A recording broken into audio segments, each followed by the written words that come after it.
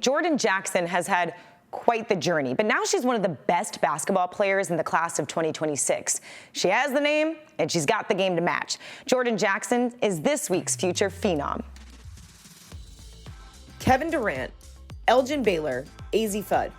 Washington, D.C. and the surrounding suburbs pump out basketball talent better than anywhere in the world. And now, at the St. James Academy in Springfield, Virginia, another young player is aiming to join that list. Meet Jordyn Jackson. She's one of the top-ranked players in the class of 2026, a rising star who is hungry for more. I always have the mindset that, there's always somebody else to chase. While somebody may be chasing me for my ranking spot or my presence, I think that I always have had the mindset that, I'm always chasing something greater. So whether I be ranked number 2, 3, there's always that number 1 spot to get to. So, I just think I'm never satisfied.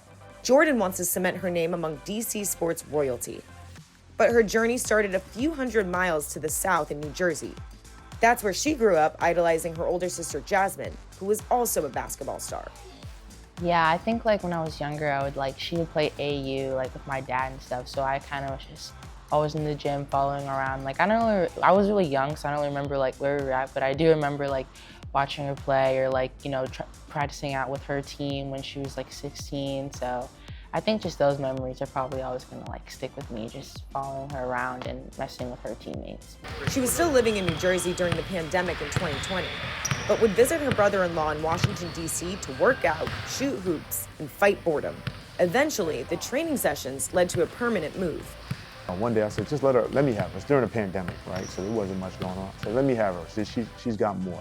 Mom said, all right, well, she'll come down. So she'll come down and she'll work out with me. We'll train all day. The school got out at 8 to 12, it was virtual. We'll just go train after that. Then once we started to put her out in the AAU circuit, then it started to show. The more started to show. So from there, at that point, I was I can't trust anybody else. You can't go back. So I think for me, it wasn't an easy transition, but at the same time, it was, because I still got to see my mom a lot. She came down to my games. I still went there. I still go down to Jersey a lot, see some of my friends. So I think, and it's also not I was, going away to a bunch of random people. They're still my family. So, I still always connect.